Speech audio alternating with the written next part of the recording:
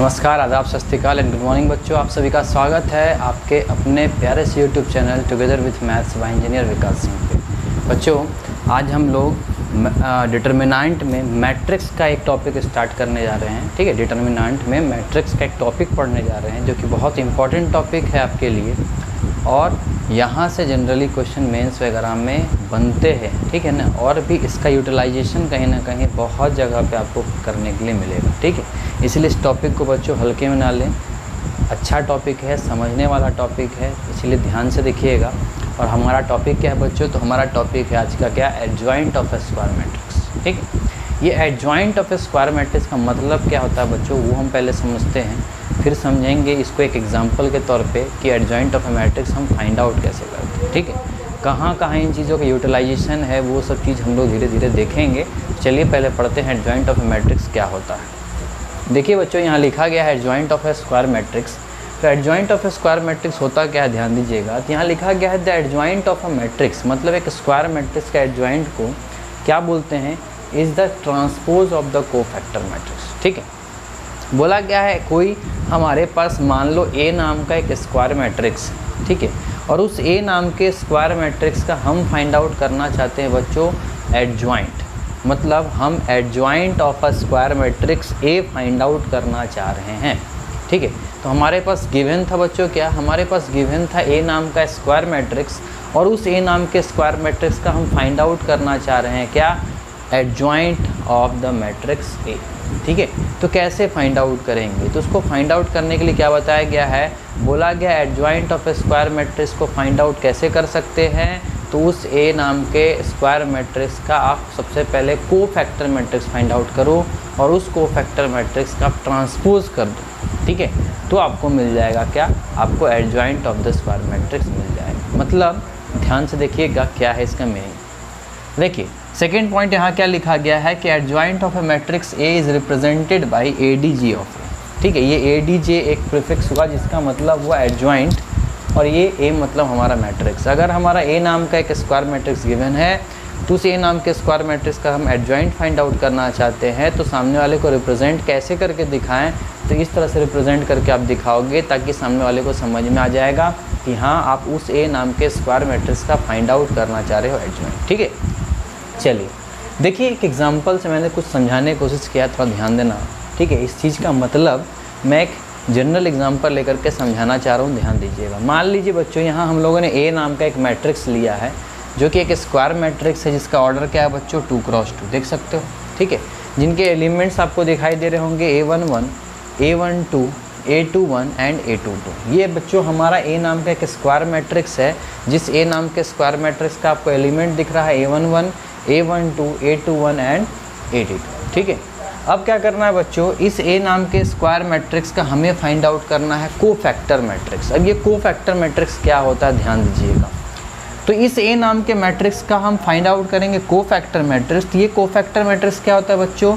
तो cofactor matrix मतलब हर एक एलिमेंट का आप फाइंड आउट करो कोफैक्टर। ठीक है, इस दिए गए मैट्रिक्स के हर एक एलिमेंट का आपको क्या फाइंड आउट करना है बच्चों? कोफैक्टर। ठीक है, तो इसका भी कोफैक्टर फाइंड आउट करना, इसका भी कोफैक्टर फाइंड आउट करना, इसका भी और इसका भी। ठीक है, और हर एक एलिमेंट के कोफैक्टर निकालने के बाद इन एलिमेंट्स के जगह पे उनके कोफैक्टर्स का वैल्यू रख देना। मतलब capital A11, capital A12, capital A21 and capital A22, या आप लिख सकते हो capital C11, capital C12, capital C21 and capital C22। और आपको पता है बच्चों कोफैक्टर मतलब क्या होता है, ये जस्ट हम लोगों ने पिछले क्लासेस में पढ़ा था, इसीलिए मैंने बताया था बच्चों वो बेसिक चीज़ है, इम्पॉर्टेंट है। कोफैक्टर आपको मालूम होना चाहिए, आपको निकालते बनना चाहिए। ठीक है, तो माइनर्स और कोफैक्टर्स मैंने पिछले क्लासेस में लिया था, तो अगर नहीं पढ़े हो आप तो पहले आप जा कर के माइनर्स एंड कोफैक्टर्स अच्छे से पढ़िए, वहाँ मैंने कुछ और भी बहुत अच्छी अच्छी बातें सिखाई थी। ठीक है, तो उस चीज़ को आप जा कर के पहले ज़रूर पढ़ें और उसके बाद फिर इस लेक्चर को देखें। ठीक है, तो आप देख सकते हो बच्चों, मैंने इस ए नाम के स्क्वायर मैट्रिक्स का हर एक एलिमेंट का मैंने कोफैक्टर फाइंड आउट किया, और कोफैक्टर फाइंड आउट करने के बाद उस एलिमेंट का जगह पे हम लोगों ने कोफैक्टर को रख दिया। इस कैपिटल A11 का मतलब आपको समझ में आ रहा होगा कि A11 पे मौजूद एलिमेंट का कोफैक्टर है ये A11। ठीक है, उस तरह से A12 का मतलब भी आपको समझ में आ गया होगा A21 का मतलब भी समझ में आ गया होगा और कैपिटल A22 का मतलब भी समझ में आ गया होगा। और हर एक एलिमेंट की जगह मैंने कोफैक्टर मैट्रिक्स बना डाला, एलिमेंट्स के जगह पे कोफैक्टर रख करके, ठीक है। अब ये मेरा बच्चों क्या बन गया, एक कोफैक्टर मैट्रिक्स बन गया, ठीक है। अब इस कोफैक्टर मैट्रिक्स के अंदर एलिमेंट्स होंगे, ठीक है, मतलब वो एक मैट्रिक्स होगा। अब उस मैट्रिक्स का आप क्या कर दो बच्चों, ट्रांसपोज कर दो। जैसे ही इस कोफैक्टर मैट्रिक्स फाइंड आउट करने के बाद आप उस कोफैक्टर मैट्रिक्स का ट्रांसपोज करते हैं। ट्रांसपोज करने का मतलब बच्चों, तो ट्रांसपोज करने का मतलब जो रो है वो कॉलम बन जाएगा या जो कॉलम है वो रो बन जाएगा। तो आप देख सकते हो ये रो है, कॉलम बन चुका है, ये भी रो है, कॉलम बन चुका है। और आपके पास जो एक नया मैट्रिक्स बन करके आया है, इसी मैट्रिक्स को हम लोग क्या कहेंगे बच्चों, adjoint of the given matrix A, ठीक है। तो बड़ा सा ही सिंपल सा साधारण सा चीज़ है, कोई ज़्यादा टफ नहीं है, बेसिक सा चीज़ है। बस ध्यान दीजिएगा, जो मैंने तरीका समझाया है उस तरीका को आप फॉलो करें। चलिए मैं इसको एक एग्जांपल से आपको समझा के दिखाता हूँ, ठीक है। मैं इस चीज़ को रब कर रहा हूँ बच्चों, अगर आपको स्नैपशॉट लेना है तो आप स्नैपशॉट ले लें।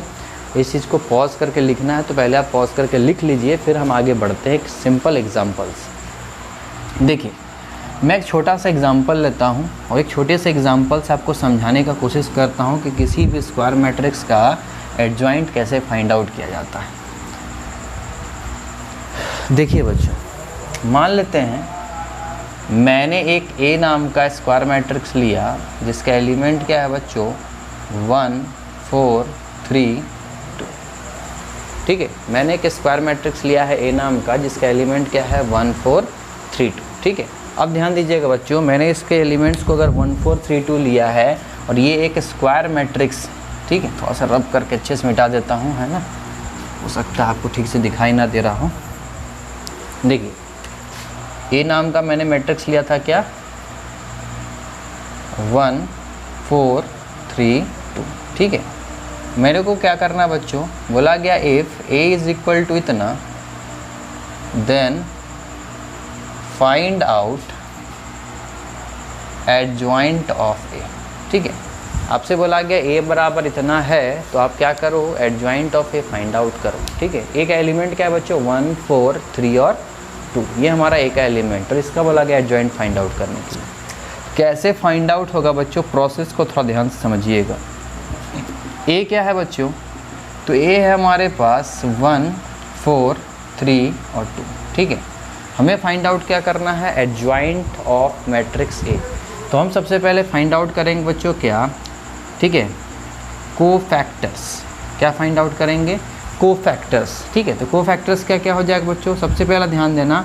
तो हम सबसे पहले फाइंड आउट, चलिए इससे कर लेते हैं, ठीक है। आपको कोफैक्टर मैट्रिक्स फाइंड आउट करना है ना, तो कोफैक्टर मैट्रिक्स अगर फाइंड आउट करना है तो आपको हर एक एलिमेंट का क्या निकालना पड़ेगा, कोफैक्टर। मतलब तो हम क्या करेंगे, नाउ हम पहले फाइंड आउट कर लेते हैं A11। तो आपको पता है बच्चों ये हमारा स्मॉल a11 है, स्मॉल a11 का मैं कैपिटल A11 फाइंड आउट करना चाह रहा हूँ, मतलब कोफैक्टर। तो कोफैक्टर मैंने क्या सिखाया था, एलिमेंट का, ठीक है, क्या साइन कन्वेंशन, ठीक है, और साइन कन्वेंशन फाइंड आउट करने के बाद उसका मल्टीप्लिकेशन करना है बच्चों, क्या इसका मल्टीप्लिकेशन हमें करना है कहीं ना कहीं इसके माइनर से, ठीक है। मतलब सीधी सी बात है, इसका साइन कन्वेंशन क्या है बच्चों, +1, और इसका मल्टीप्लिकेशन करेंगे इसके माइनर से, मतलब इसको हम रो और कॉलम वाइज ढक देंगे।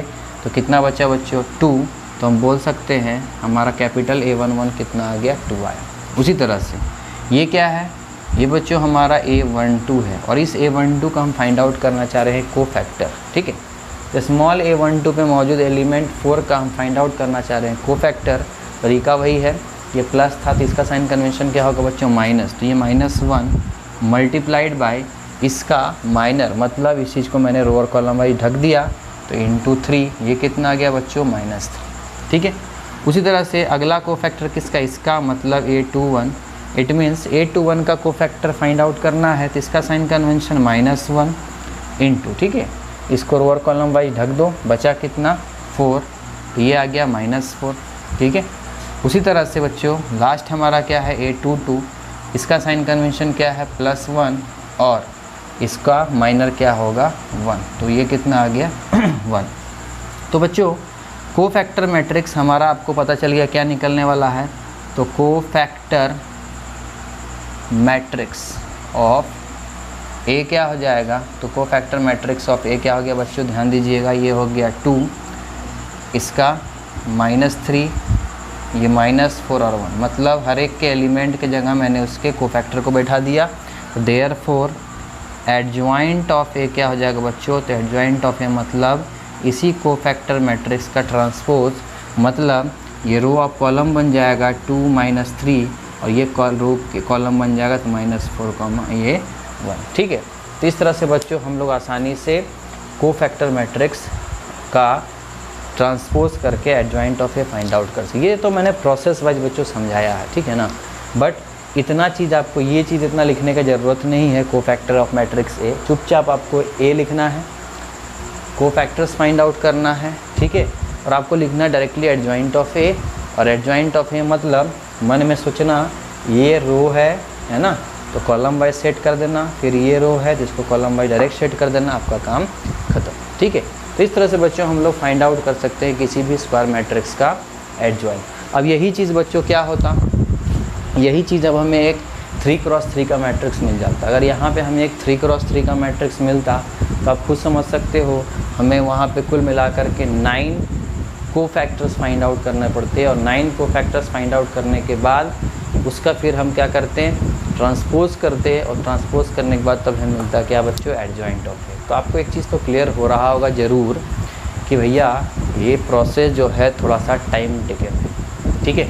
तो टाइम टेकन को शॉर्ट टाइम वाला करना है तो उसके लिए हमारे पास एक ट्रिक है, जिस ट्रिक से आप आसानी से 2x2 के एडजॉइंट को ईज़िली फाइंड आउट कर सकते हो, और साथ साथ बच्चों 3x3 का भी एडजॉइंट ऑफ मैट्रिक्स को ईज़िली फाइंड आउट कर सकते। जनरली होता क्या है, एनसीईआरटी वगैरह आप देखोगे तो आपको 2x2 मैट्रिक्स का ही एडजॉइंट का शॉर्ट ट्रिक दिया गया है, 3x3 का नहीं है। तो मैं बच्चों 3x3 का भी आपको सिखाऊंगा, ठीक है, जो जनरली आपको अच्छे अच्छे बुक्स वगैरह में भी नहीं मिल पाते हैं, लेकिन मैं फिर भी बताऊंगा। ध्यान दीजिएगा कि 3x3 के मैट्रिक्स का भी एडजॉइंट फाइंड आउट करने का एक शॉर्ट ट्रिक है, वो दोनों शॉर्ट ट्रिक हम लोग आज ही सीखेंगे, और आपका काम जो होगा बच्चों कहीं ना कहीं बहुत ही आसान हो जाएगा, ठीक है।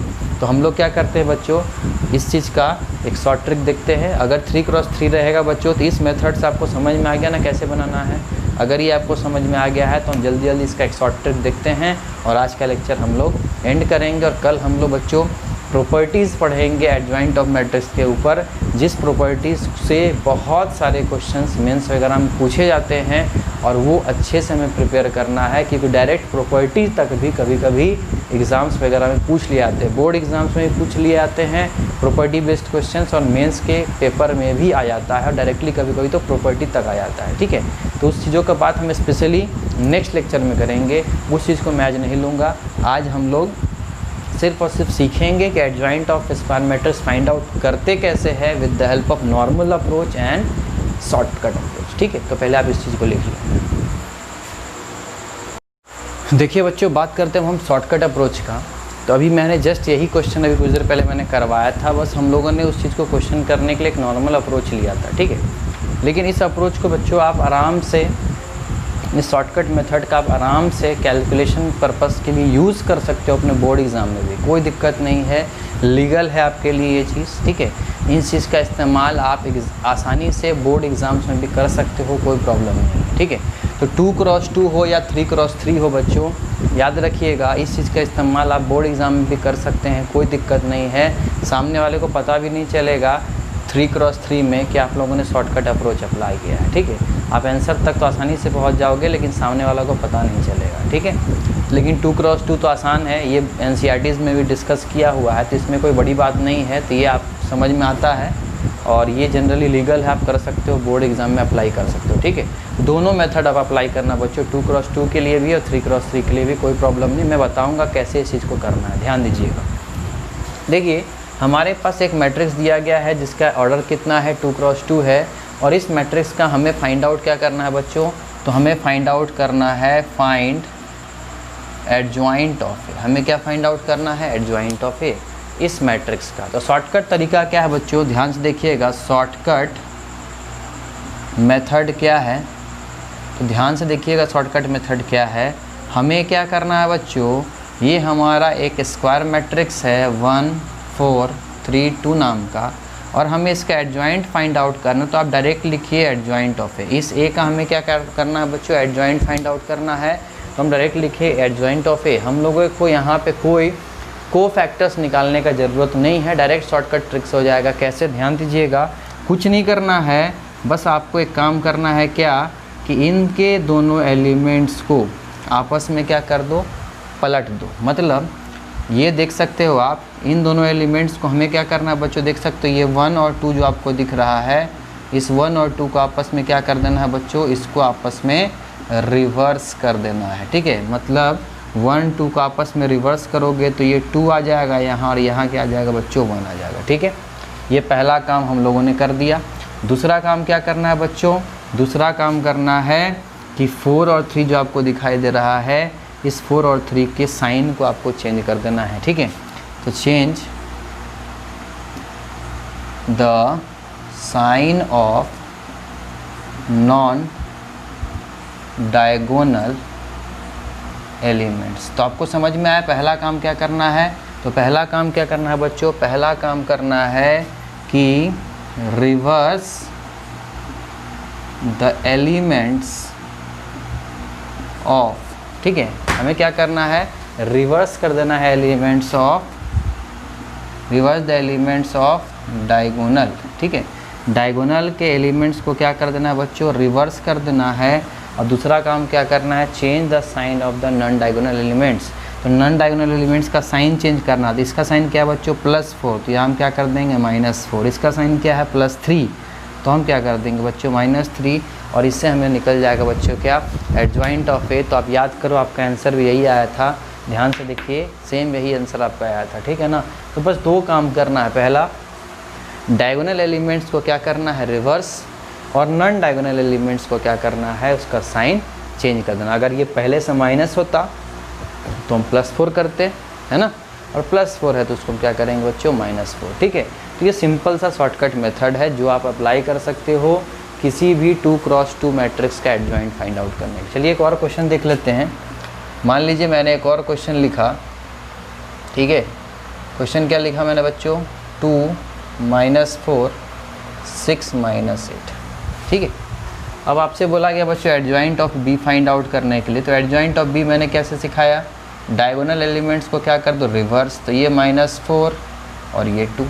ठीक है, और नॉन डायगोनल एलिमेंट्स का साइन चेंज कर दो, तो ये 8 ये -6, तो ये हमारा फाइंड आउट हो गया बच्चों क्या, तो ये हमारा फाइंड आउट हो गया एडजॉइंट ऑफ बी। ठीक है, बस 2 सिंपल से स्टेप फॉलो करना है, 2 सिंपल से स्टेप में आपका adjoint of a square matrix of order 2x2 find out हो जाएगा। तो आप इस चीज़ को बच्चे लिख ले, फिर आगे हम लोग बात करते हैं 3x3 का। चलिए बच्चों देख लेते हैं अपना लास्ट टॉपिक। ठीक है ना, आज के लेक्चर का आखिरी पड़ाव है ना, क्या है ध्यान दीजिएगा। यहाँ पे बोला गया find the adjoint of A if A is equal to, ये क्या है बच्चों, तो ये है हमारे पास इस बार 3x3 का मैट्रिक्स। ठीक है, मतलब आप देख सकते हो एक हमारे पास ए नाम का स्क्वायर मैट्रिक्स, इसका एलिमेंट क्या है 1 3 3 1 4 3 एंड 1 3 4, एक 3x3 का मैट्रिक्स है हमारे पास। और आपसे बोला गया क्या फाइंड आउट करने के लिए, एडजॉइंट ऑफ ए। तो हम लोग क्या सीखने वाले हैं बच्चों, तो हम लोग सीखने वाले हैं इसका शॉर्टकट मेथड।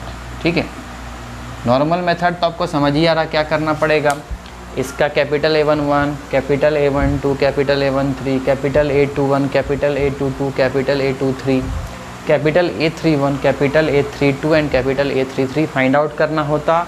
और फाइंड आउट करने के बाद उसका हम ट्रांसपोज करते, ठीक है, और ट्रांसपोज करने के बाद जो रिज़ल्ट आपको मिलता वही हमारा होता क्या, हमारा एडजॉइंट ऑफ दिस मैट्रिक्स के। ठीक है, तो हमें बच्चों फाइंड आउट करना यही चीज़ अब शॉर्टकट मेथड सब आप समझ सकते हो। अगर आपको कोफैक्टर्स निकालना पड़ता है एक एक करके, आपको टाइम बहुत ज़्यादा लगता है, ठीक है ना, तो वही टाइम रिड्यूस होगा। थोड़ा ध्यान दीजिएगा कैसे, देखिए मैं क्या कर रहा हूँ, अप्रोच को थोड़ा समझने की कोशिश करना। हमारे पास जो मैट्रिक्स है बच्चों, ध्यान से देखना, उस मैट्रिक्स के एलिमेंट को हम लिख रहे हैं, ठीक है ना, कैसे, ऐसे 1 3 3 1 4 3 1 3 4, ठीक है, ऐसे मैंने लिख दिया। ठीक है, ये हम लोग क्या कर रहे हैं बच्चों, तो ये हम लोग adjoint of A find out करने का लॉजिक लगा रहे हैं ना, ध्यान देना। ए बराबर क्या था 133, 143 एंड 134। ठीक है, अब ध्यान देना क्या करना है। सबसे पहले आपको फर्स्ट कॉलम C1 और सेकेंड कॉलम C2 इसको रिपीट करना है, मतलब 1 1 एंड 1 देख सकते हो फर्स्ट कॉलम।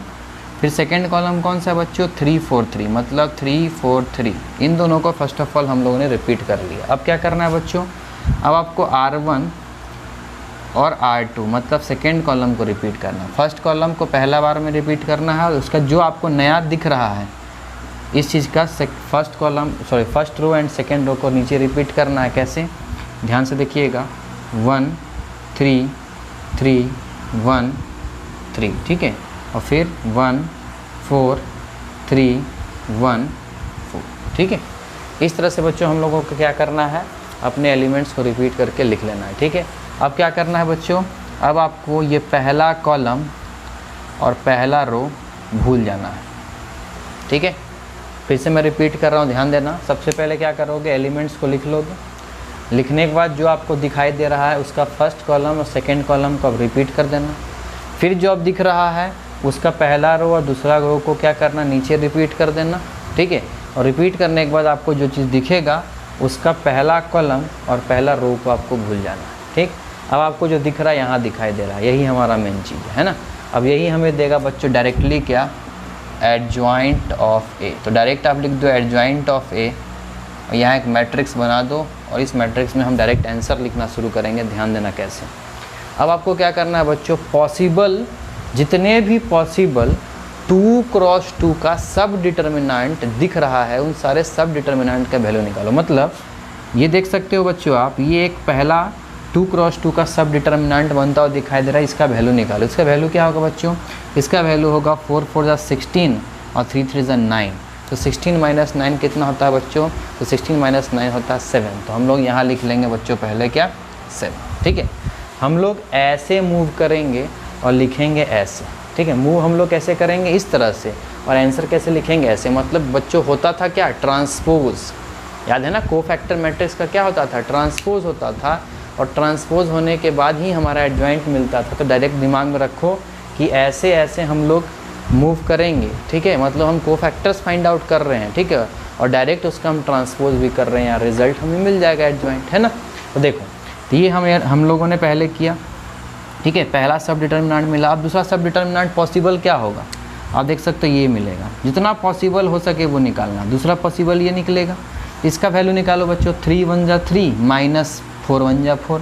तो 3 - 4 कितना बच्चों, -1। देखो मूव कैसे कर रहे हैं, रो वाइज लिखेंगे आंसर कैसे, कॉलम वाइज। तो हमारा आंसर कितना आया था बच्चों, -1। ठीक है, चलो उसी तरह से तीसरा, ये देखो हमारा सब डिटर्मिनेंट बन रहा है, इसका वैल्यू फाइंड आउट कर लो। 1 3 जा 3 -4।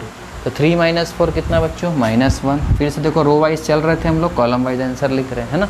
चलो अब फिर देखो कौन सा हमारा सब डिटर्मिनेंट बन रहा है बच्चों, देखो ये हमारा सब डिटर्मिनेंट अब ये वाला बन रहा है, ये वाला उठाना है ना।